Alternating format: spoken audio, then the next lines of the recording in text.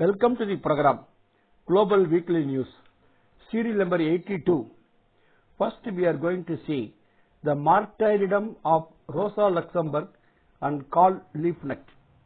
On January 14, thousands of people marched in Berlin as part of the annual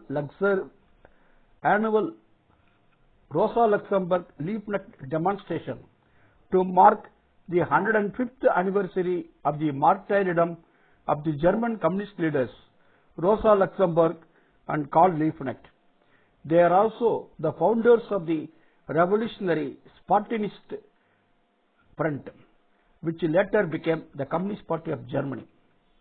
The Spartacist uprising of January 1919 was a communist uprising against the post-World War I transition government and sought to set up a workers' republic. Rosa Luxemburg and Karl Liebknecht were murdered on 15th January 1919 by paramilitary forces called the Freikorps at the instigation of the government. Rosa Luxemburg started the newspaper Red Flag. She had written a lot of books on revolution, democracy, nationalism and capitalism. Activists from various communist and anti-imperialist groups, including the German Communist Party, Socialist German Workers' Youth, Marxist-Leninist Party of Germany, trade unions, student and youth groups, anti-fascist groups, along with pro-Palestine and pro-Kurdish groups, took part in the demonstration on January 14th. Delegations of progressive parties from other parts of Europe also participated. The demonstrators paid tribute to Luxemburg and Liebknecht and expressed solidarity with the people of Palestine. Meanwhile, the security forces attacked pro-Palestinian demonstrators, injuring many and arrested 16 of them, including musicians of the Turkish band who are currently on a hunger strike in solidarity with their comrades imprisoned in Germany. Progressive sections within and outside the country condemned the police attack on the demonstrators. The German government's support of Israel's genocidal war on Palestine and its complicity in escalating the war in Ukraine has been vociferously criticized by leftists and working class sections within and outside the country. While Germany continues to fund imperialist wars, farmers and workers from many sectors are currently protesting cuts in subsidies and a fall in the real wages. On 13th January, the socialist newspaper Junge Welt organized the 29th International Rosa Luxemburg Conference at Berlin, which was attended by more than 3,500 people. Solidarity with Palestine and resistance to the rise of the far right were the major topics discussed at the conference. Second, we are going to see the martyrdom of Martin Luther King Jr. January 15 is Martin Luther King Jr. Day in the United States, a federal holiday commemorating Dr. King's birthday. As the most influential leader of the 1960s civil rights movement, Dr. King advocated for racial equality and economic justice for all Americans. He spoke out passionately against poverty, discrimination and the Vietnam War. Dr. Martin Luther King Jr. was assassinated in 1968 at the age of 39. His example of grassroots anti-racist, anti-capitalist and anti-imperialist struggle continues to inspire new generations. Let us not allow mainstream and corporate media to erase Dr. King's vision of justice, dignity and opportunity for all people. Dr. Martin Luther King was awarded the Nobel Prize in 1964 for his non-violent campaign against racism. He donated his prize fund to the civil rights movement. In 1959, he paid a 5-week visit to India. Under the caption, "I have a dream," inspiring speech of Dr. King can be seen in YouTube channel. He tirelessly worked for establishing equality between black and white people through non-violent means. Here are some of his famous quotations. "Take the first step in faith. You don't have to see the whole staircase. Just to take the first step. Injustice anywhere is a threat to justice everywhere. Darkness cannot drive out darkness. Only light can do that. Hate cannot drive out hate. Only love can do that. In Indian context, communalism can be defeated only by class unity." Comrades, we are going to see healthcare reforms in Kenya, the African country. In December 2017, former President Uhuru Kenyatta of Kenya committed his administration to the realization of universal health coverage.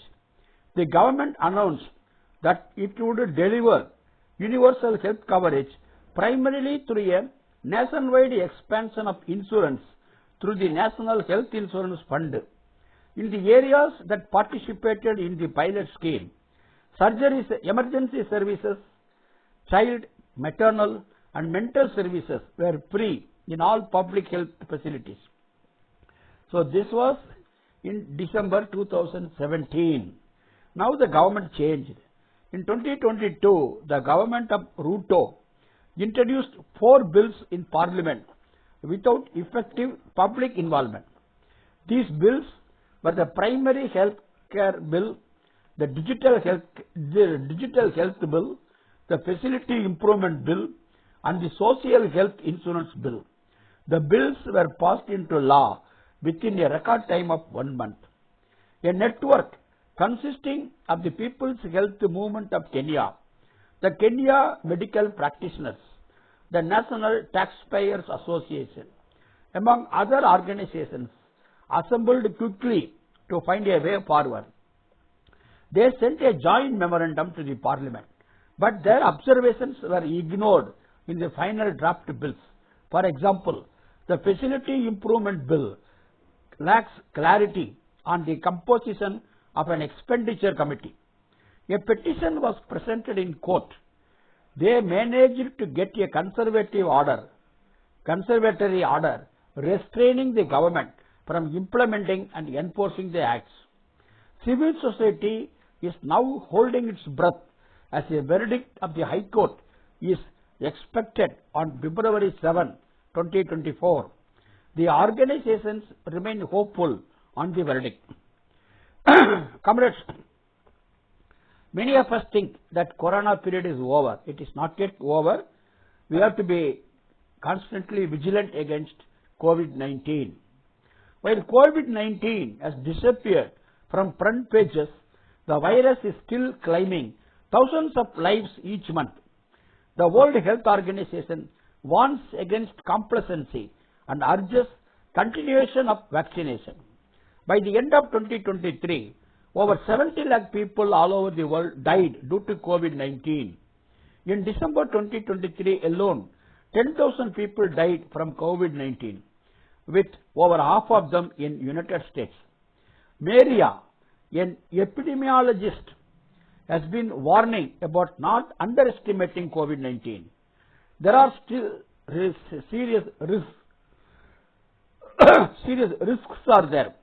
We need people to test, to get treated and notably to get vaccinated if you are in a high-risk group like elders and pregnant women.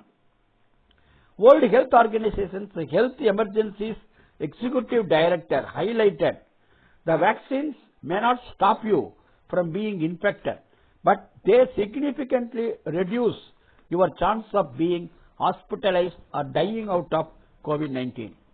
Even in countries that struggled to obtain enough vaccine doses due to hoarding and high prices in the past, vaccines are expiring.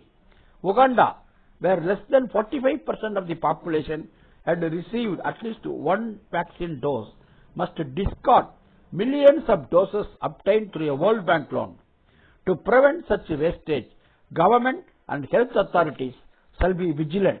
World Health Assembly is meeting this May 2024. Comrades, now we are going to see privatization of universities in Greece. In Greece, the formation of universities by private individuals is forbidden by Article 16 of the Constitution. The present government is trying to circumvent Article 16 through a bill that makes use of a 2020 ruling by the Court of Justice of the European Union, which provides for overcoming the ban. A joint statement signed by more than 100 student groups from across Greece has demanded in withdrawal of the bill and safeguarding Article 16 of the Constitution to ensure universal quality education, safeguard degrees with value for work with rights, increasing state funding for public education, abolish tuition fees and offer free postgraduate courses for all. On 11th January 2024, Greek students and teachers unions and university workers organized a massive rally in Athens protesting the establishment of private universities. The Communist Youth of Greece, Communist Party of Greece and the trade union All Workers Militant Front, PAME, expressed solidarity with the students' protests. Comrades, next we are going to South American country Guatemala. In the South American country Guatemala, Bernardo Arevalo of Semilla Party won the presidential elections held in August 2023. He was sworn in as president on 15th January 2024 at 9 a.m., 9 hours late, began schedule. The delay was due to a coup attempt.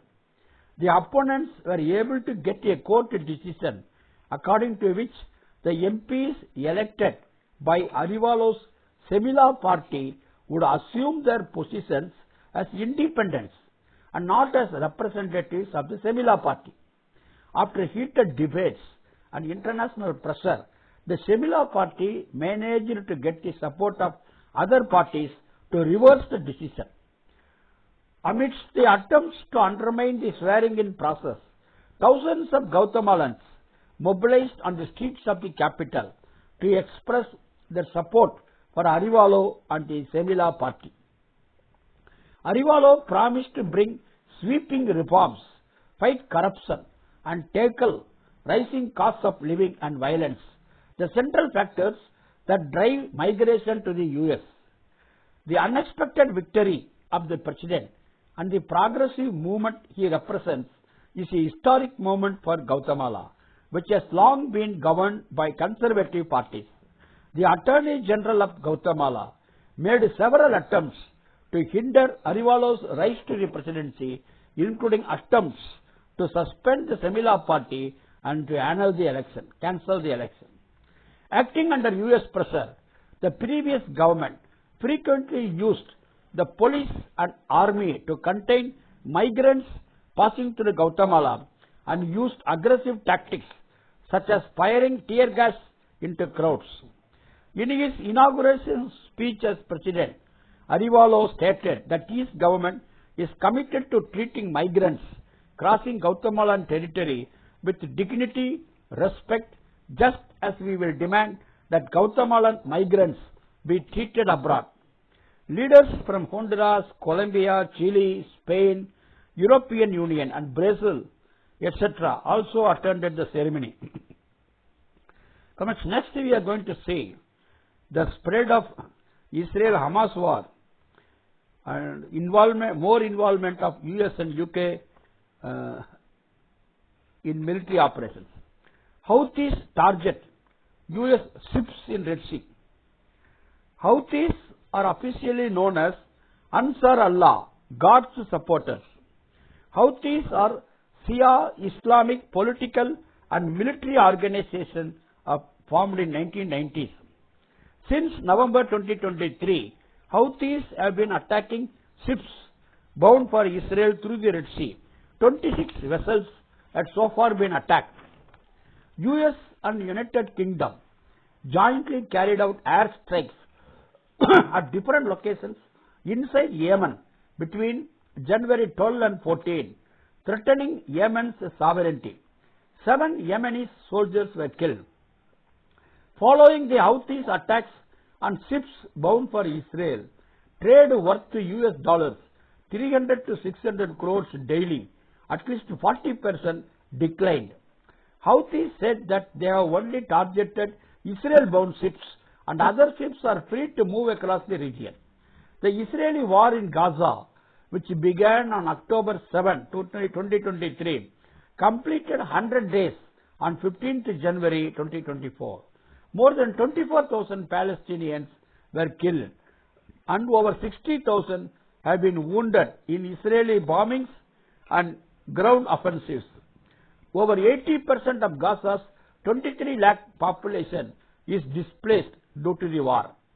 Following the airstrikes of US and UK on Houthis of Yemen, they declared that all US and United Kingdom vessels in the Red Sea are legitimate targets of attacks by the Houthis.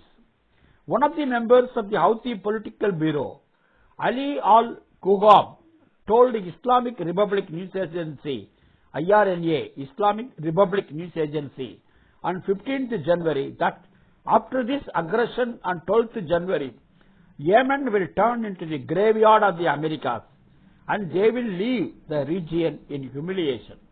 He also claimed that the US and UK would pay a heavy price for attacking Yemen, as Yemenis are fully prepared to enter a direct and all-out war.